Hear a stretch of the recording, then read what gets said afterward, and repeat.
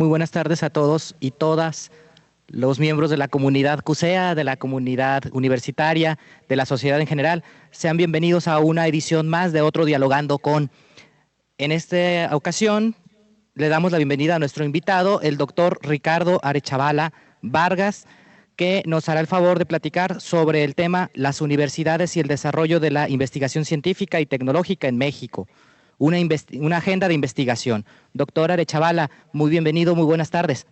Muchísimas gracias. Buenas tardes. Buenas tardes a todas y todos. Es un honor tenerlo esta tarde, es una gran eminencia en el tema científico y de investigación y seguramente el diálogo va a dar mucho fruto.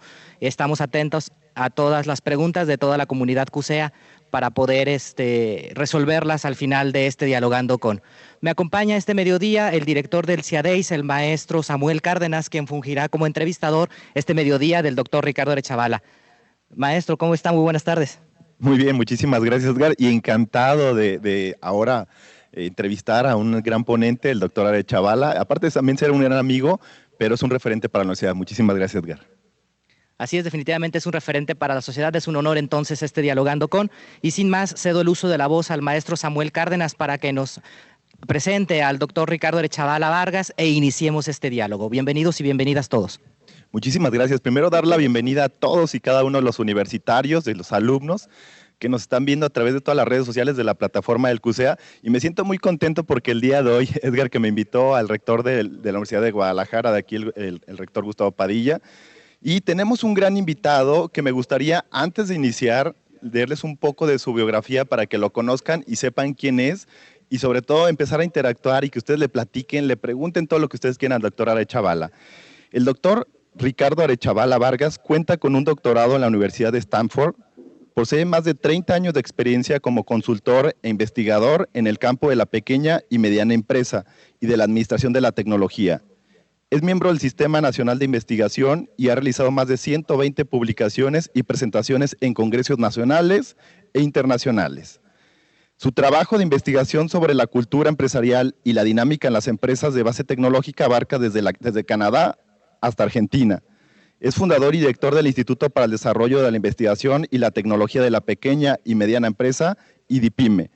Es también fundador y director del Observatorio Tecnológico en la Ciudad de Guadalajara, y así que un gran amigo, doctora Arechavala, un fuerte aplauso virtual desde aquí, iniciamos, y me gustaría, antes de que les platicara algo, doctora Arechavala, usted como investigador, ¿qué ve y qué nos hace falta a nosotros como universidad para poder potencializar más en ello y generar una cultura en la investigación en los universitarios?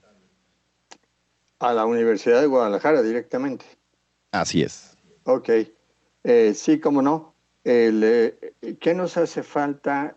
Nos hace falta, yo creo, un énfasis y un conocimiento mucho más grande de lo que es la investigación científica y lo que está haciendo por nosotros. Ahora, la universidad sí hace mucha investigación de talla internacional, pero nos hace falta desarrollar más capacidades y más confianza en lo que nosotros mismos podemos hacer. Nos hace falta el encontrar formas de tener más presente todo lo que la ciencia hace y la tecnología hace por nosotros y por las empresas. Por ejemplo, si ahorita estamos necesitando desesperadamente una vacuna y en otros países la están desarrollando, nos hace falta preguntarnos, oye, ¿y por qué nosotros no podemos trabajar en desarrollar una vacuna? ¿O de veras no estamos trabajando en una vacuna? Etcétera. Y yo creo que la vida, los descubrimientos científicos son formidables, valiosísimos, no solamente por el interés natural que tenemos todos de poder entender el universo que nos rodea, sino porque de ese entendimiento vienen beneficios. Entonces, ahora, ¿qué nos falta? Yo diría, un poquito entrando en el tema también, es darnos cuenta que somos una universidad docente, donde todos pensamos que nos juntamos aquí para dar y tomar clases, ¿sí? Y donde la investigación científica está allá en algún rinconcito, los investigadores sí dan dan lata, se pelean a ratos con las autoridades, no les gusta llenar informes y todo eso, pero publican en otro lado.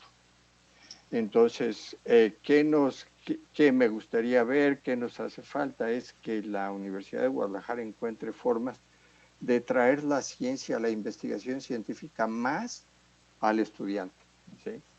No estar hablando de lo que dicen los libros que hacen las empresas, hablando de ciencias económico-administrativas, lo que hacían las empresas hace 20, 30 años en otros países, sino estar Claro. hablando de lo que las empresas ahorita necesitan estar haciendo. Y esto es lo que hemos hecho en el instituto y todo eso, pero como menciono estos ejemplos, puedo poner muchísimos otros ejemplos donde nos haría falta, por ejemplo, conocer la investigación que se hace en el mismo CUSEA, traerla a ser más parte de lo que ve el estudiante todos los días. Si ahorita, por ejemplo, hay investigadores que tienen un renombre internacional porque conocen todos los patrones migratorios de la gente que se va a Estados Unidos y luego manda las remesas, de qué regiones son, a dónde se van, etcétera. Y ese conocimiento es valiosísimo, tendría una relación directa con lo que nos afecta a todos. Solo que están allá en algún departamento, hacen su investigación, la publican en el extranjero, pero nos hace falta traerla aquí, a que el estudiante la vea y la viva, como para que en un momento dado diga, oye, ¿sabes qué? Yo también quiero hacer eso, yo también quiero descubrir cosas, yo también quiero generar conocimiento útil para los demás. Y no nada más venir a aprender lo que me tengo que aprender para poder salir a trabajar. Claro, pero por ejemplo, doctora de Chavala, en base a lo que dice, ¿cree que es necesario impulsar una agenda de investigación a nivel nacional o realmente existe una agenda que esté impulsando todo el tema de la investigación, que esté innovando en todos estos procesos, o qué nos faltaría como nación? Como nación nos hace falta voltear a ver lo que han hecho otros países desde hace 20, 30, 50 años, que ha sido precisamente, por ejemplo, generar sus agendas de investigación. Por ejemplo, China ahorita tiene una agenda de investigación en inteligencia artificial que es mucho más fuerte, directa, agresiva, aventurada que la de los mismos gringos, ¿sí? Estados Unidos tiene sus propias agendas de investigación, pero ¿por qué? Porque cada país, como cada empresa, como cada persona, no tiene más que cierta cantidad de recursos. Entonces, por ejemplo, nosotros, ¿dónde vamos a dedicar los escasos recursos que tenemos para investigación en ciencia y tecnología? Por ejemplo, muchos dicen es que debemos dedicarlo a las enfermedades crónico-degenerativas, la diabetes, la obesidad, todos estos problemas que tenemos, las vacunas o no. O otros dicen, no, hay que hacer astronomía o hay que hacer biología sintética. Biología sintética es prácticamente modificar los organismos uno mismo para que funcionen como uno quiere. Realmente es prácticamente generar vida en el laboratorio, vida que no existe, pero en fin, me entusiasmo y me voy por otro lado. Una agenda de investigación porque en los pocos recursos que tenemos necesitamos dedicarlos con fuerza, concentrarlos en aquellos temas que más nos necesitamos. ¿Sí? Por ejemplo, si ahorita tuviéramos más investigación biotecnológica y todo eso, podríamos entrarle a desarrollar las vacunas. Como no lo hemos hecho, estamos dependiendo de otros países. Entonces, esa agenda de investigación, varias agendas de investigación, es lo que nos permitiría decidir dónde concentramos los cada vez más escasos recursos que se destinan a ciencia y tecnología para que realmente sean efectivos, para que no se dispersen en un montón de investigaciones que quedan desconocidas, intrascendentes. Sí, yo concuerdo totalmente con usted, porque a lo mejor sería focalizar esos esfuerzos, pero como bien lo manifiesta, tomar en cuenta lo que está sucediendo en otros países y que poder fortalecer el tema de la investigación aquí en México y sobre todo a nivel nacional. Pero en el caso de la universidad, ¿cuál es el mayor inconveniente que tiene la universidad para poder tener un desarrollo de investigación científica adecuado, doctora Chavala? Yo pondría los siguientes. Uno, este modelo de universidad docente, que no cuestionamos porque es lo único que conocemos. Digo, me refiero, no cuestionamos los que somos parte de la misma universidad, porque de alguna manera es parte del paisaje y nos hemos acostumbrado a que así son las cosas. Todas las organizaciones, todas las universidades desarrollan una imagen de a qué se dedican y cómo se puede participar en ello. La imagen que tenemos de la universidad es que es una universidad docente y cómo podemos participar en ello, pues tomando clases y dando clases. Estoy simplificando excesivamente, pero ¿cuál es la alternativa? Y me refiero con esto al modelo docente, al modelo napoleónico de universidad que tal vez hayan oído los muchachos. Eh, Hay otro modelo de universidad, donde es una universidad mucho más dedicada a la investigación y donde la educación de los estudiantes se da en la investigación, no en el aula, no en la docencia. Y también hay otras universidades en el mundo que han dado todavía un paso más y se conocen como universidades emprendedoras. Son universidades que desarrollan el conocimiento y lo usan después para generar riqueza. ¿Qué quiere decir? Emprendedores que salen a crear empresas con el conocimiento y la tecnología que se desarrolla en la universidad. Investigadores también que desarrollen sus propias empresas o que transfieren su tecnología a las empresas para que las empresas puedan generar mayor riqueza. O en un momento dado el poder tener mucho más apoyos para aquellos muchachos que están queriendo hacer su empresa y donde no nada más se les ayude de cómo hacer un modelo de negocio, sino también se les diera las herramientas y la tecnología para poder hacerlo.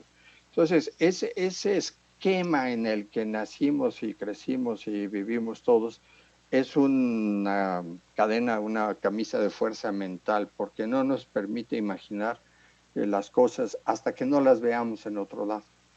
Entonces, en un momento dado, por ejemplo, si nuestros posgrados responden al modelo de universidad docente, entonces una maestría, un doctorado, la diseñamos para que se les den clase a los muchachos y donde ese sea el centro, no donde sea la investigación.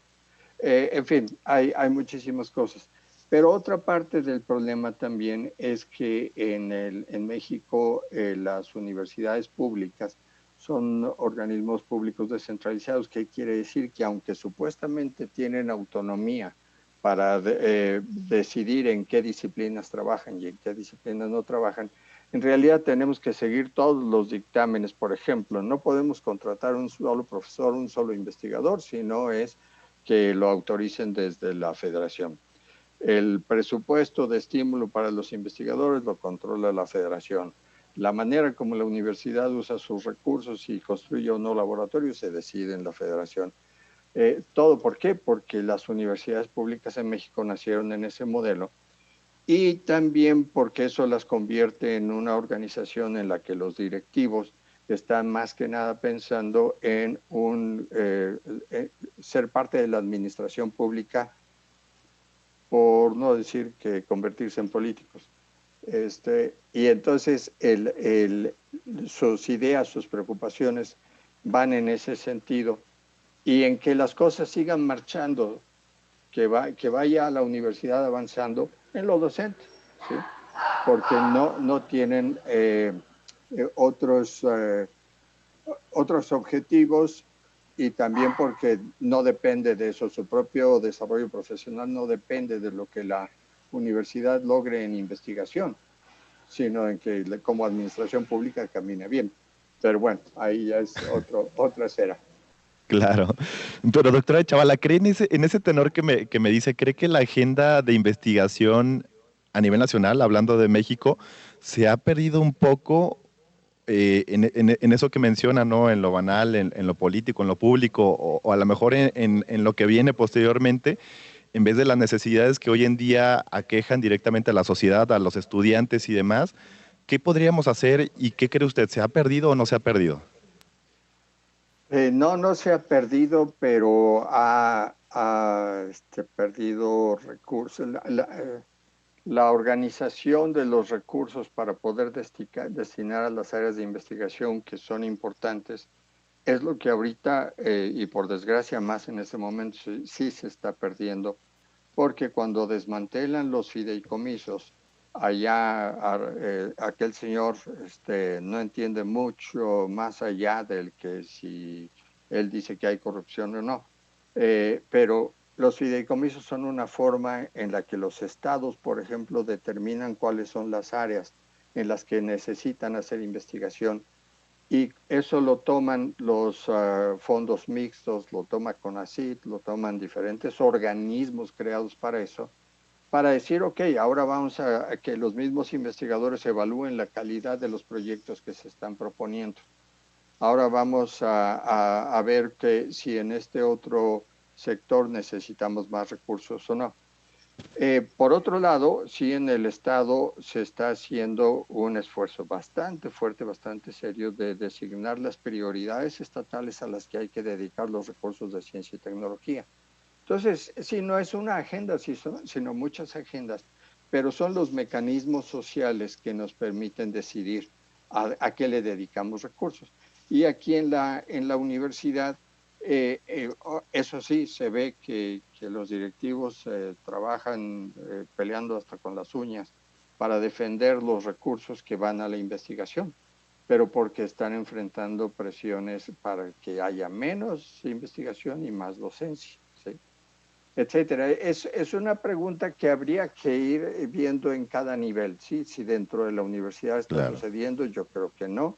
Si está sucediendo a nivel estatal, yo creo que no. Si está sucediendo a nivel federal, sí, porque estos mecanismos los están desmantelando y en ese sentido se está perdiendo esa agenda. Y en base a eso, doctora Chavala, ¿qué tan distinta es la asignación del valor económico y social del conocimiento entre países desarrollados y comparándolo, ¿no?, como México como país? Bueno, te voy a decir una cosa. Corea decidió hace 50, 60 años que iba a salir del subdesarrollo a partir de invertir en ciencia y tecnología. Muy Hoy cierto. y estaba Corea a la par que México en muchos indicadores.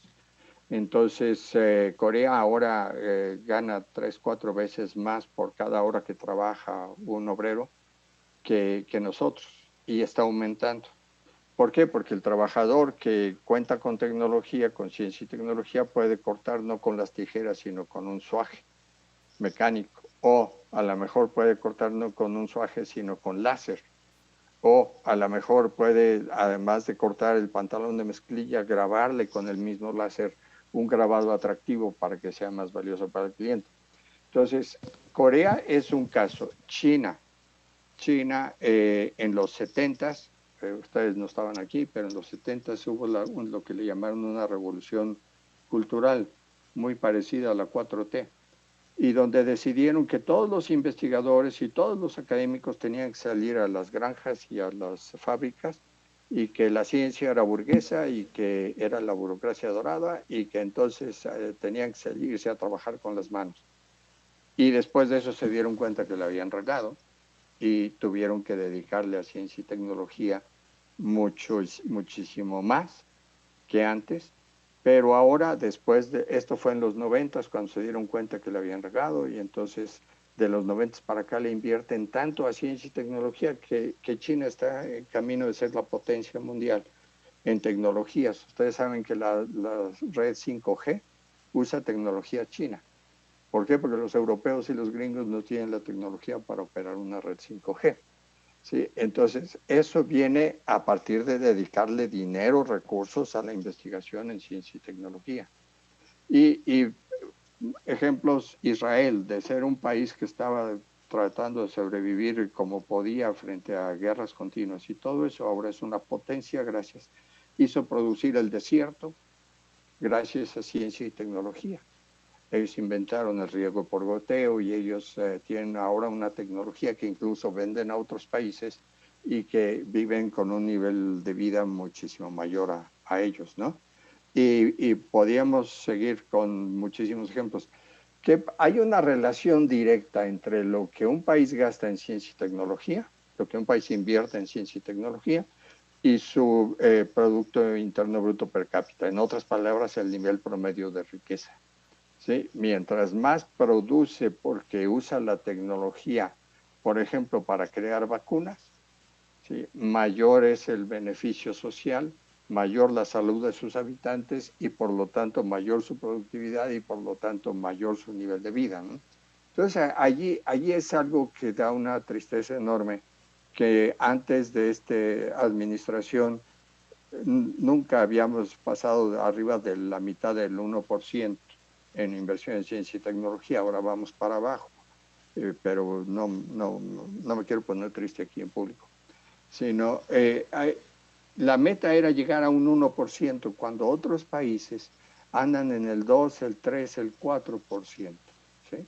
Y donde obviamente están recibiendo los beneficios, porque la gente que hace investigación genera conocimiento que después se pone a trabajar para generar riqueza, ¿sí? Y eso como que nunca lo han alcanzado a ver. Y no nada más esta administración, tampoco la anterior y tampoco la anterior, etcétera. Y ese es un poco la cruzada, la inquietud que me ha llevado a mí a tratar de estudiar este tema para entender qué es lo que pasa, cuáles son los resortes que debemos mover en México para tener más ciencia y tecnología. Sí, fíjese, doctor, que dice algo muy interesante y sobre todo un país que no invierte en su investigación es un país que no está invirtiendo en un desarrollo, ¿no? O a su futuro. Pero fíjese que hay algo bien curioso y agradecer también a Wendy que por ahí nos está siguiendo. En un momento más leeré tu pregunta. Yo sé que tiene algunas inquietudes con el doctor Ade Chavala, sobre todo conocer su experiencia en base a la investigación. Pero me gustaría saber en qué consiste.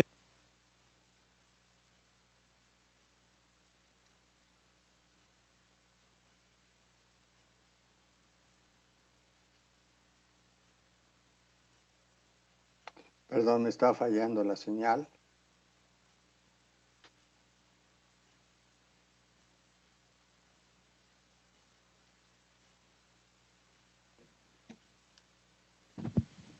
Ya.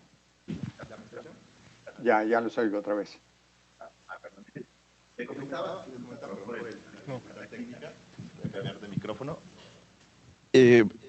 Hay muchas inquietudes ahorita por Facebook, agradecerles a todos los que están conectados y por ahí tienen varias inquietudes que les pasaré, doctora de Chavala, pero me gustaría saber en esta parte que usted nos dice sobre el tema de la investigación, sobre el tema de la docencia, ¿cuál es la diferencia o qué consiste el modelo de la universidad de investigación y en qué es la diferencia entre el modelo de la universidad y la docencia?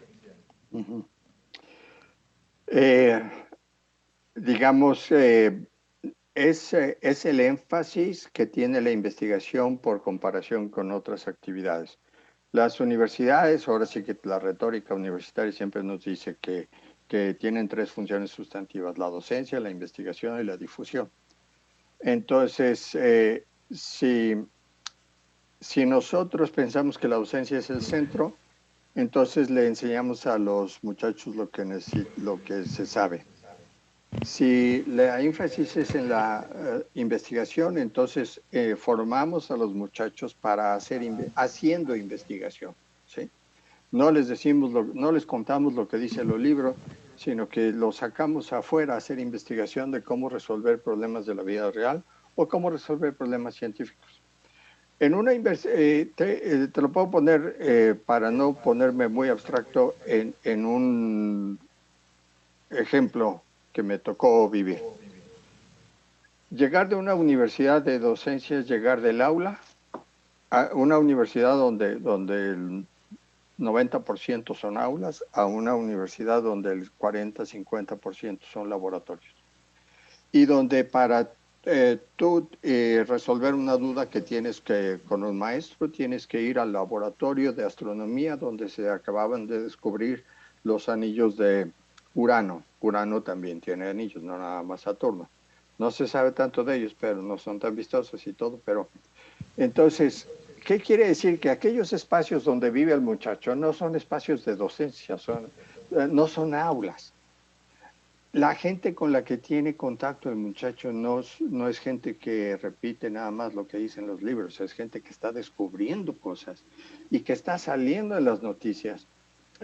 Y que además, cuando les preguntaba yo, bueno, y cuando usted forma investigadores, ¿de qué es responsable? Dice, no, yo, yo, yo no me considero responsable de formarlos, yo me considero tener aquí un ambiente estimulante para que ellos lleguen también a descubrir. ¿Sí? Y si algo tienen que aprender, que vayan y que lo aprendan donde puedan, pero aquí vienen conmigo a trabajar en la investigación. Ahora, no es 100%, sí sigue habiendo mucha docencia, y todo eso, los cursos de estadística son de 200 alumnos y todo eso, pero tratando de aterrizarlo en CUSEA, ¿qué quiere decir, por ejemplo, que si, y perdón que hable, pero ahora sí que es lo que conozco, si en el observatorio tecnológico estamos encontrando que las tendencias tecnológicas que afectan a las empresas están yéndose a la inteligencia artificial y estamos viendo cómo sucede eso y cómo las empresas desarrollan mayor riqueza con inteligencia artificial, entonces los muchachos deben vivir eso. ¿Sí? Y si hay otras investigaciones como las que hablo de los migrantes o como las que hablo de cómo afecta la pobreza, otras condiciones de vida, etcétera, o sea, la gente debe participar en lo que es hacer el descubrimiento de las cosas. ¿Sí? El investigador es alguien que no se puede aguantar la curiosidad y tiene que encontrar las respuestas. Y eso se comunica y se transmite. No se transmite en las aulas. Claro, totalmente de acuerdo. Y yo creo que dice una palabra clave que es el descubrimiento, ¿no? Si pudiéramos resumirlo, sería en descubrir, en generar, ser inquieto, ¿no? Porque también yo creo que el tema de la investigación es alguien que es inquieto, es curioso, ¿no? Y constantemente está queriendo hacer más, ¿no? Uh-huh. Así es. Y eso además se comparte en una comunidad. Y con otro ejemplo, por ejemplo, en CUSEA está ahorita el centro de supercómputo. Sí que es uno de los más poderosos en Latinoamérica. Resulta que una investigadora de la misma Universidad de Guadalajara es parte del equipo internacional que descubrió las ondas gravitacionales.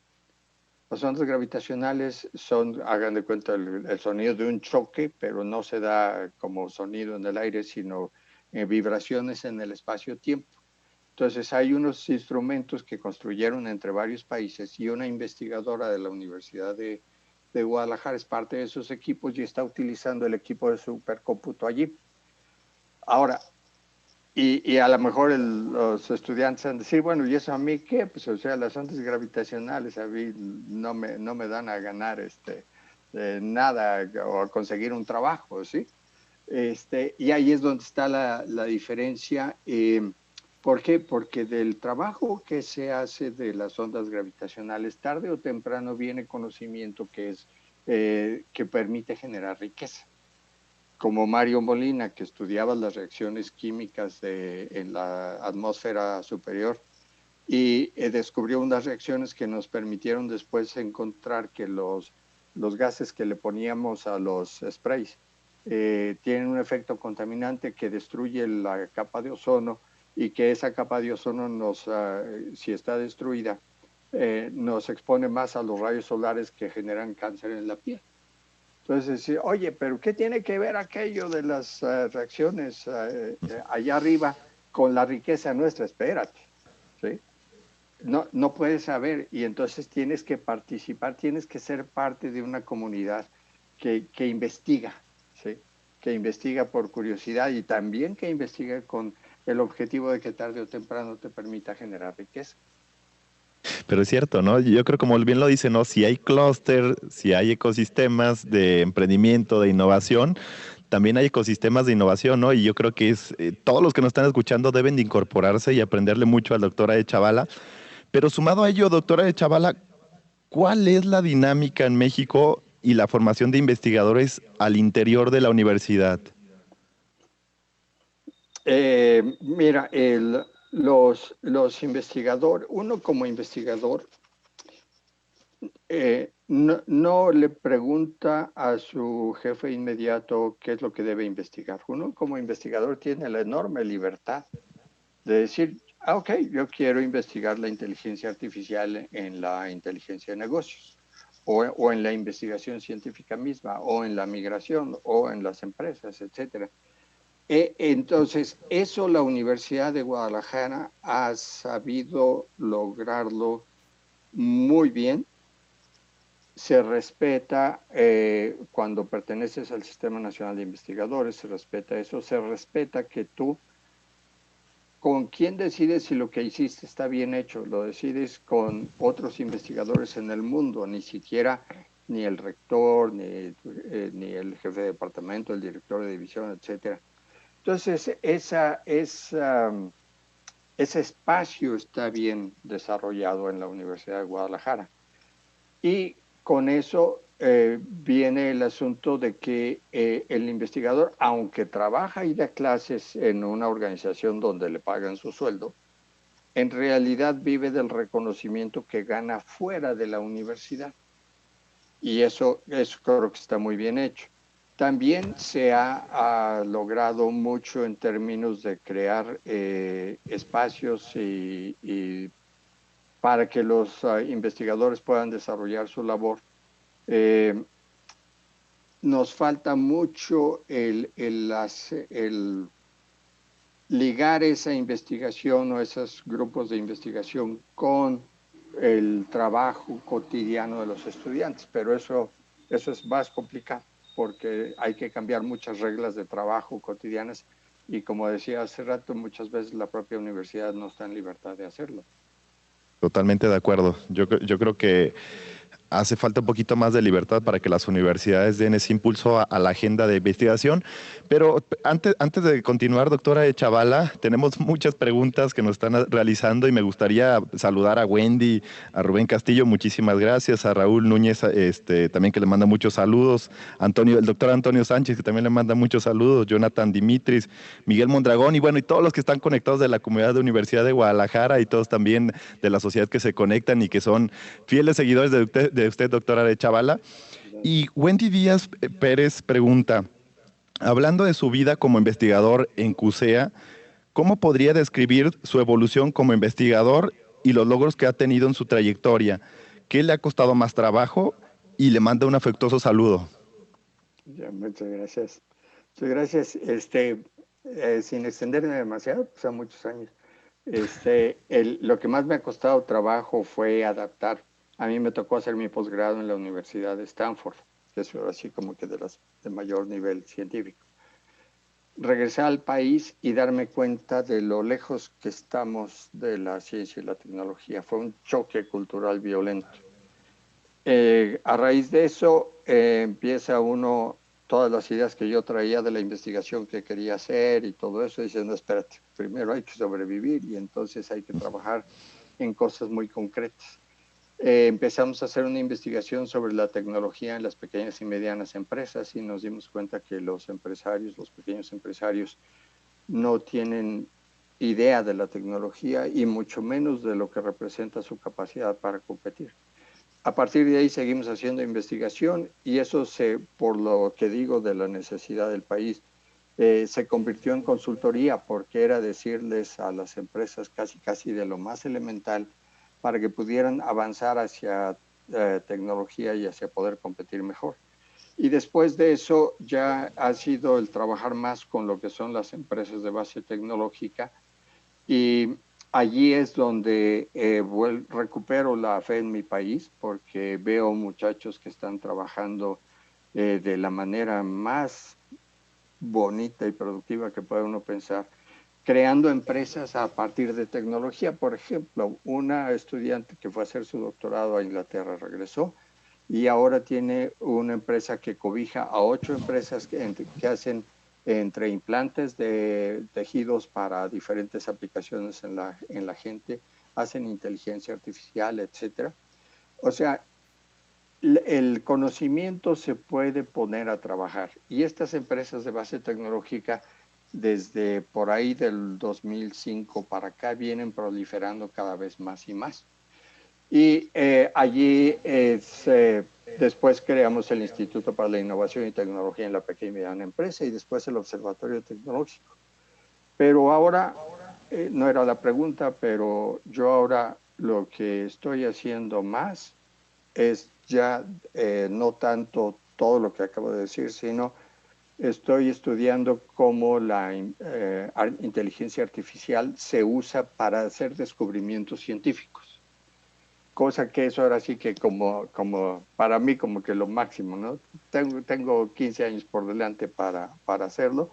Estoy estudiando, estoy reaprendiendo cálculo, estoy estudiando inteligencia artificial y sigo estudiando la ciencia.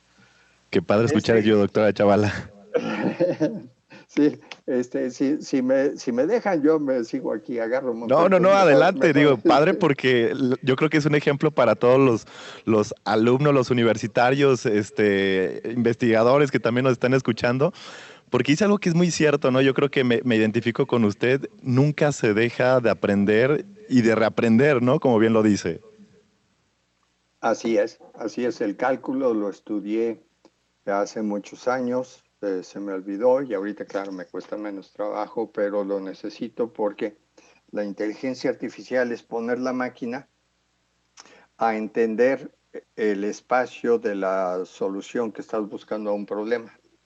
Entonces, necesitas cálculo para que la máquina pueda distinguir de qué lado está la solución, hablando en términos muy coloquiales, pero tú tienes que escribir ecuaciones matemáticas y tienes que programar a la computadora para que haga el cálculo una vez y haga el cálculo otra vez y diga, este está, o tú le dices, este está más correcto que este otro. Entonces dices, entonces es en esta dirección y te vas por allá. Pero eso es dejarle a la máquina la mayor parte del trabajo. Y se está haciendo, por ejemplo, se está descubriendo la estructura del universo gracias al análisis de datos de millones y millones de galaxias que hay en el universo, ¿sí? Entonces, bueno, los investigadores no nos podemos ver galaxia por galaxia, a ver qué tipo es y qué está pasando. Programas la máquina y le dices, mira, cuando te encuentres una galaxia de estas características, agarra para acá. Si te encuentras de esta otra característica, agarras para acá. Y después ves los resultados y dices, aquí hay un patrón. Y eso me permite donde hay materia, ¿cómo se llama? La energía oscura, la materia oscura, etcétera. Entonces, esa es la parte fascinante. Ahora, también tengo que decir, ok, sí, pero nuestras empresas ahorita necesitan algo más concreto. Sale, bueno. Entonces, lo que estamos haciendo también es usar algoritmos, desarrollar algoritmos para que la computadora vea todas las noticias y todo el Twitter y todo el Facebook y nos diga qué está haciendo una empresa y nos diga qué clase de estrategia está creando. O también el que podamos identificar en las patentes hacia dónde van las tecnologías que se están desarrollando. Entonces, eso ya tiene una aplicación más concreta. Ahora sí que mi corazón está mucho más del lado de las galaxias que del lado de la inteligencia de negocios, pero también lo tenemos que hacer y lo hacemos en el Observatorio Tecnológico, ¿no? Entonces, en eso estamos. Así en un resumen ultra rápido, ahora sí que esa es la respuesta a la pregunta, pero te digo que yo agarro monte. No, pero mucho, y yo creo que tiene mucho que platicarnos y que contarnos. Estoy viendo que nos están haciendo muchas preguntas, pero antes de seguir con las preguntas, doctora de Chavala, me gustaría preguntarle algo que espero que no suene insidioso, pero ¿usted qué opina sobre el tema de las políticas públicas en temas de agendas de investigación a nivel nacional y lo que están sucediendo ahorita con los incentivos en apoyo en esto? Volvemos a la parte triste. A nivel nacional, este asunto de la 4T, el problema es que no tienen la menor idea de lo que están desmantelando. Si tú, como hablábamos hace rato, vas a invertir en ciencia y tecnología, pues no nada más agarrar y darle el dinero al banco y decirle que lo reparten las universidades o los centros de investigación, ¿Por qué? Porque la ciencia, la calidad de la ciencia solamente la pueden evaluar otros científicos. Entonces, necesitas mecanismos, y estos fideicomisos que están desapareciendo eran los mecanismos con los cuales la sociedad, todos nosotros, nos ponemos de acuerdo en cuáles son los problemas a resolver y cuáles son los mejores proyectos para resolverlos. Eso es lo que está desapareciendo ahorita con los fideicomisos. También el presupuesto para ciencia y tecnología está cayendo. Ahora, a nivel estatal sí hay, no nada más somos de los pocos estados que tienen una Secretaría de Innovación, Ciencia y Tecnología, sino que tiene además una política muy deliberada de hacer eso, de encontrar las necesidades sociales, las condiciones de competencia que necesitan nuestras empresas y que está orientando los recursos que tenemos a nivel del Estado a seguir eso. Y en ese esfuerzo estamos participando también como observatorio tecnológico. Y la universidad, yo diría, está en la lucha por la supervivencia de las condiciones que necesita para desarrollar la investigación, y eso es lo que estamos viendo. Y los remito al video que está en Facebook de la conferencia de prensa del rector general ayer, donde está planteando todo lo que están haciendo para defender la parte, no nada más de la investigación, sino toda la forma de trabajar de la universidad. ¿Qué nos faltaría en la universidad? Yo diría el cambiar las reglas de juego adentro de la universidad para hacer más visible la investigación para los estudiantes, para hacer a los investigadores más partícipes de lo que está pasando en el mundo, y también a difundir a la sociedad lo que se está haciendo. O sea, todos los descubrimientos que se hacen en la Universidad de Guadalajara, sí hay un esfuerzo grande que se está haciendo para que se conozca, pero el esfuerzo a mí me gustaría verlo 10 veces, 20 veces más grande. Y sobre todo, por ejemplo, con las empresas, que ahorita son las que más están necesitando la tecnología, que se desarrolla en la universidad. Sí, Claro, adelante. ¿no? Y yo espero que pronto, como usted lo dice, ¿no? Que todo esto podamos verlo no 10, sino a lo mejor mucho más veces grandes, ¿no? Pero esto nos lleva a otra pregunta, doctora Arechavala, y me gustaría saber cuáles son las principales barreras que enfrenta la universidad en cuanto al desarrollo de nuevas formas organizacionales y el avance en esta agenda de investigación. Es ese carácter público de la universidad como organismo público descentralizado, y la centralización tan violenta de las políticas de educación superior, ciencia y tecnología. La universidad ahorita, por ejemplo, compite muy bien. La Universidad de Guadalajara compite muy bien por fondos que abría la Secretaría de Educación Pública para diferentes áreas, incluyendo la investigación. En un momento dado, ¿cuál es la principal barrera? Pues yo creo que esa y la cultural. Otra vez el punto de que ser una universidad de docente es nuestra única, es todo lo que tenemos, todo lo que hemos visto, todo lo que podemos imaginar. ¿Qué necesitaríamos conocer, experimentar otras formas de trabajar en donde haya más incentivos para la investigación y para el emprendimiento basado en tecnología? Y que la universidad se pueda convertir en un actor, digamos, central en esto.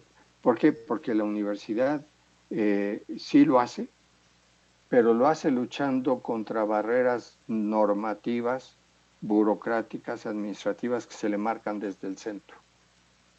Ese es un problema enorme. Porque, por ejemplo, si tú quieres hacer un contrato con una empresa para hacer un estudio especializado en tecnología, el estado de la técnica se llama, y la universidad tiene que seguir tantas normas y todo, que en un momento dado el convenio se tarda 3, 4 y a veces hasta mucho más meses.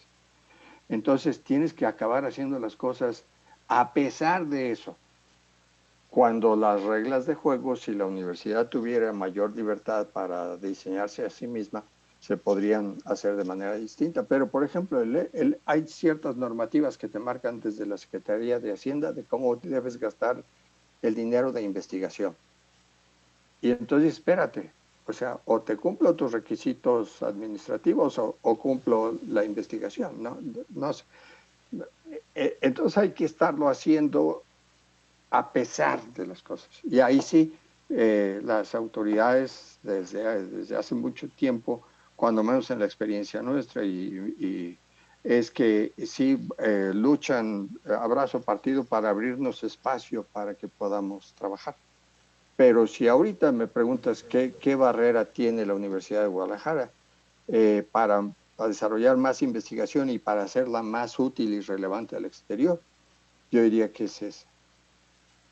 Yo concuerdo con usted, doctora Arechavala, creo que hay muchas barreras, y por no poner un nombre, no, pero burocráticas que nosotros tenemos que vencer para poder fortalecer estas agendas y algo muy importante que lo menciono, ¿no? Tenemos que pensar en temas disruptivos, como lo puede ser la innovación, las empresas con base tecnológica, el Big Data, todo el tema de innovación abierta, ¿no? Que ahorita está la Open Innovation, pero bueno, hay muchas cosas en qué pensar. Y me gustaría leer otras cuantas preguntas para darles prioridad también. Muchísimas gracias, Rubén Castillo. Le manda muchos saludos y felicidades, doctora Chavala. Dice que muy interesante su charla. Raúl Núñez también le manda muchos saludos y lo estima mucho, doctora Chavala. Antonio Sánchez pregunta, ¿cuál es el papel de las empresas como inversionistas de ciencia y tecnología, doctora Chavala? Es muy interesante la pregunta y durante mucho tiempo el gobierno federal ha dicho no, pues no tenemos que invertir en universidad, en investigación científica y en centros públicos de investigación porque en los países desarrollados son las empresas las que invierten el 70% y el 30% son las universidades y los centros públicos de investigación. Y eso es cierto, pero esos países vienen de haber invertido en las proporciones contrarias. O sea, durante muchísimos años el gobierno invirtió en sostener la ciencia y la tecnología hasta que las empresas dicen, ¿sabes qué? Allí hay algo que yo puedo utilizar para producir más riqueza. Nada más necesito aplicarlo y darle una modificación para que me pueda servir en mi empresa. Por ejemplo, si alguien dice yo quiero utilizar los genes que aparecen en unos microbios que encontré en el fondo del océano gracias a fondos públicos, en un momento dado yo digo, eso yo lo puedo aplicar para crear nuevas medicinas, para modificar células para que produzcan nuevas medicinas, etcétera. Pero ese punto, esa transición, viene cuando un país ya toda la gente tiene bien metida en la cabeza la idea de que el conocimiento se convierte en riqueza. Y en un momento dado, ahorita, por ejemplo, ustedes ven que esta administración dice que las empresas son el diablo y que cualquier peso que se fue a hacer innovación en las empresas es pura corrupción. En otros países es completamente al contrario. En otros países se sabe que la investigación que se hace en las universidades hay que después ese conocimiento, pasarlo a las empresas para que puedan crear más riqueza. Y les podría citar muchísimos ejemplos. Pero entonces, ¿qué considero yo? En este punto, nomás me embarga la tristeza porque cuando se destruye todo lo que se está destruyendo de ciencia y tecnología a nivel federal, uno piensa en la década perdida, así como la Revolución Cultural China generó lo que le llamaron la década perdida, uno empieza a pensar, bueno, de aquí a que acabe esta administración, ¿cómo le vamos a hacer? Y allí, volviendo a la pregunta, es donde dice uno, bueno, pues por lo pronto sí necesitamos que sean las empresas las que inviertan, pero no pueden invertir en una investigación muy básica, pero tienen que invertir cuando menos en desarrollar y adaptar tecnologías. Entonces, allí, por más que yo diría, nos faltarían 10 años de invertir 70% público y 30% privado, vamos a caer a que se va a invertir solamente lo que las empresas quieran invertir y las universidades, porque las universidades todavía tienen esa posibilidad y esos recursos y esa capacidad para generar conocimiento relevante, pero esas entran dentro de la esfera del dinero público. Totalmente de acuerdo y muy interesante las preguntas. Pregunta Johan Dimitrius, más que es un comentario, dice, ¿no será que los países pequeños de América aún estamos limitados por el país del norte para que no tenga una tecnología propia? No, no. Creo que en toda Latinoamérica sufrimos el efecto de que la conquista nos llevó nada más a vivir de extracción de recursos naturales, extracción petrolera, extracción de minería, extracción de cultivos, etcétera. Y después las empresas que vinieron a impulsar el desarrollo, empresas extranjeras que traían tecnología extranjera. Y el empresario latinoamericano no tiene idea del valor de la tecnología para competir. Eso hablando así, haciendo una generalización medio violenta de toda Latinoamérica. Entonces, por otro lado, hay que ver que lo que mueve al mundo son fuerzas económicas. Entonces, por ejemplo, el 90% o X porcentaje muy alto de los becarios que mandamos a formarse en ciencia y tecnología al extranjero se quedan allá.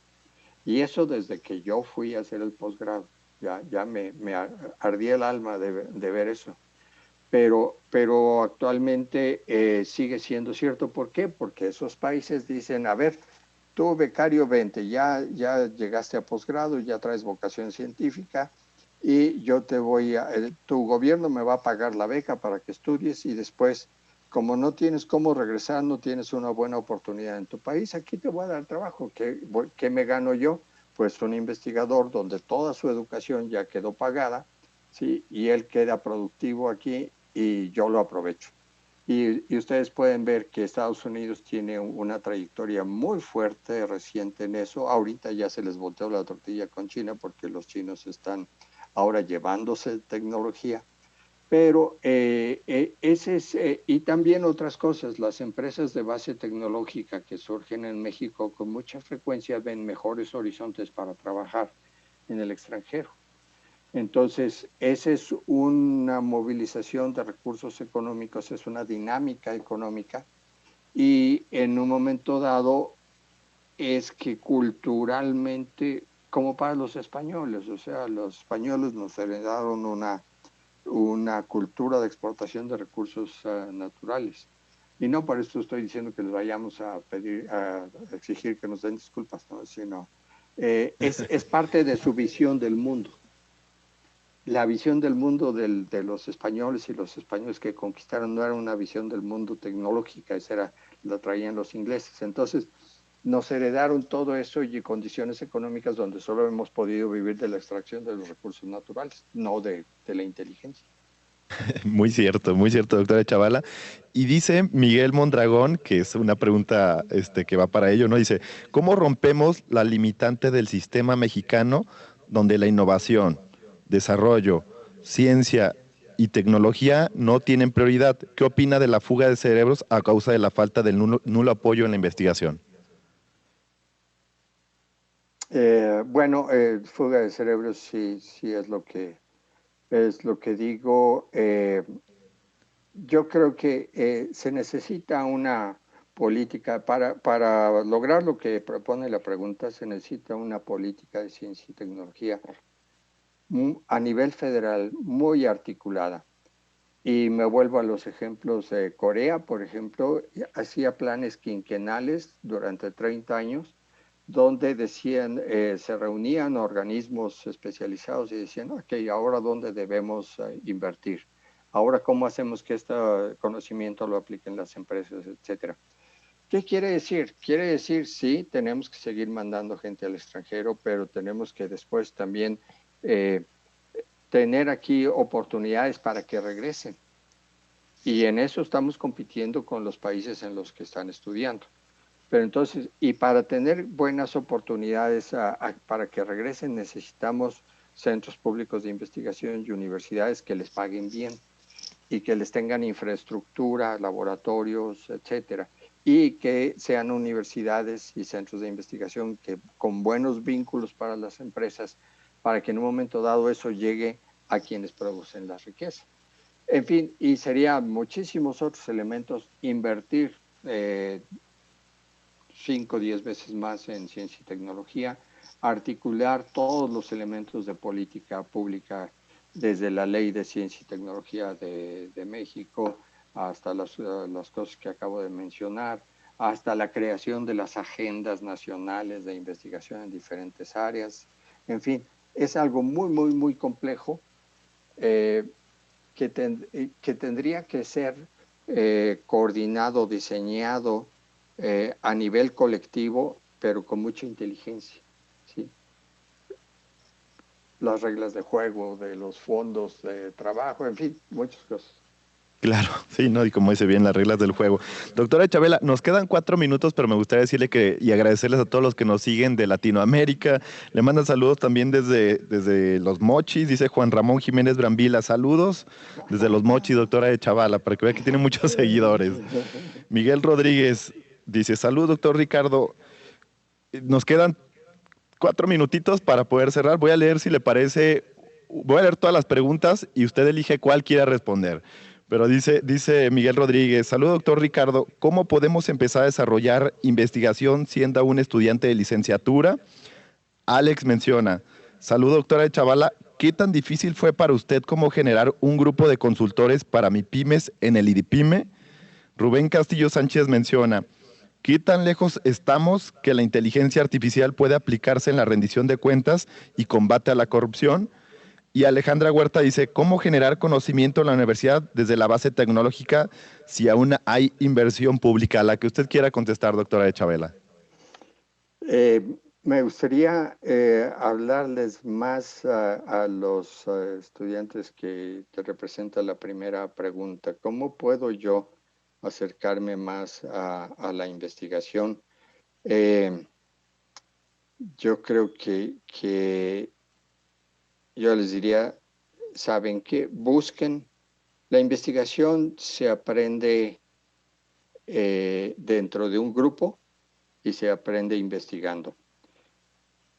Encuentren el tema que les interesa. Si quieren ser empresarios, por ejemplo, entonces vayan pensando en una empresa que use tecnología, encuentren a los investigadores en la universidad que están desarrollando esa tecnología y váyanse mínimo a hacer el servicio social allí, mínimo a hacer sus prácticas profesionales allí, y si no, a estar trabajando, aunque sea de voluntarios, de modo propio, pero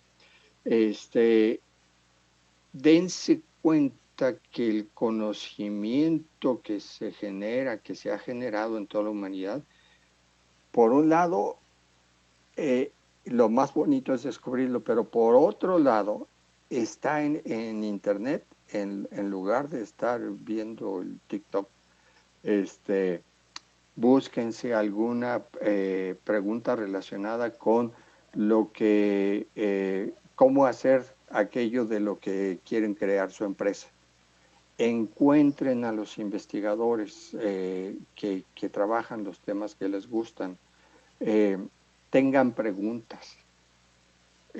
Voy a acabar muy rápido con una historia que me he inventado, pero imagínense ustedes a los griegos o a los mayas cuando se sentaban después de trabajar un día, nomás a mirar las estrellas.